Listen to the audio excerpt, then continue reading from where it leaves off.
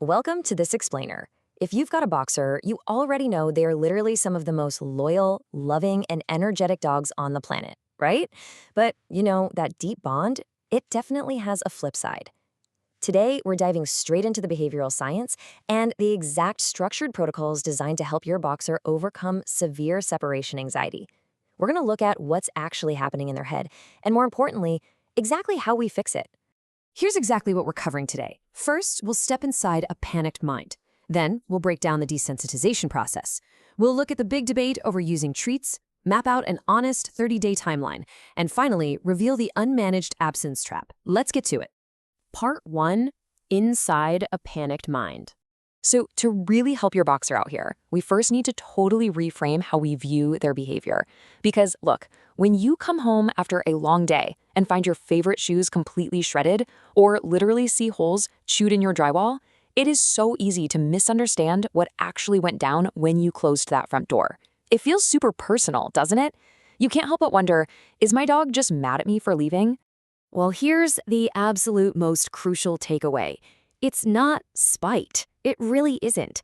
Experts across the board stress that boxers are highly sociable pack animals.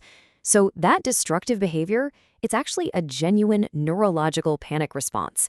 When you walk out that door, they feel incredibly vulnerable. They don't know where you went, why they can't come with you, or honestly, if you're ever coming back.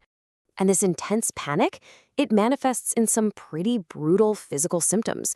We're talking about hours of hoarse, frantic barking, uncontrolled chewing, and even sudden house soiling. Some dogs get so worked up they're literally bouncing off the walls, risking actual self-injury. And the aftermath of all that? Lasting depression and lethargy. Their little bodies are just totally exhausted from experiencing a full day of severe panic. Which brings us to part 2, the desensitization process. Since punishment is absolutely never the answer for a neurological panic disorder, we've got to lean on behavioral science here.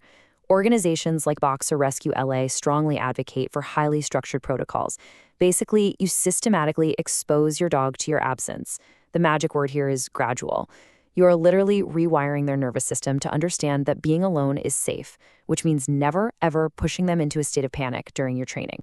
So here's their 4-step approach. Step 1 happens entirely indoors.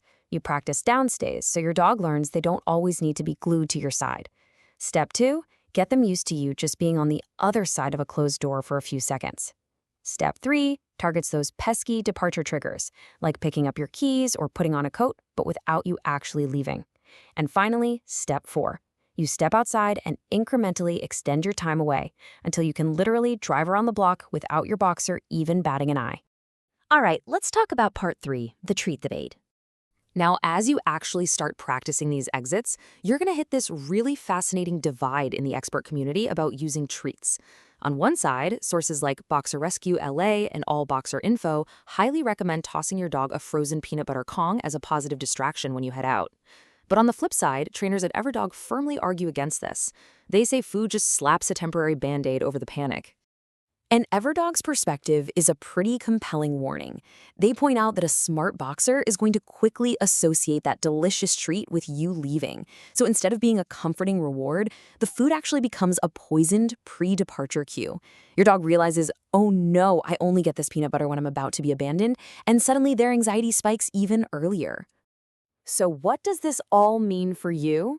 Well, as an impartial explainer of this research, we suggest you just monitor your boxer really closely. You need to see if treats actually build positive associations for your unique dog, or if they're just masking the anxiety until that Kong is empty, at which point they completely fall apart anyway.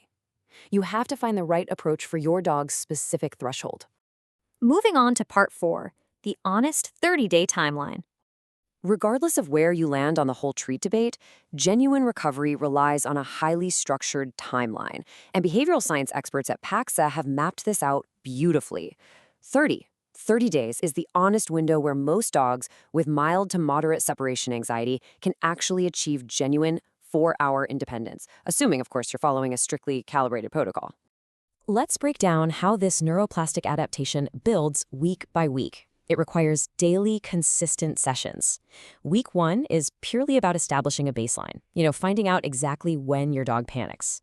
Week 2 is all about diffusing those departure cues, so picking up your keys hundreds of times without actually leaving.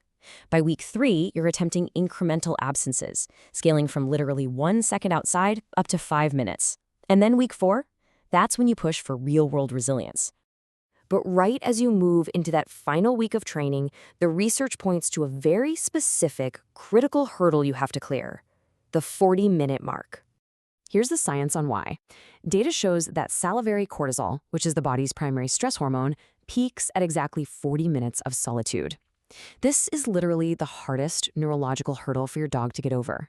But the good news, once your boxer can remain calm through this specific 40-minute window, their stamina typically just shoots up, allowing you to rapidly push toward that 4-hour mark.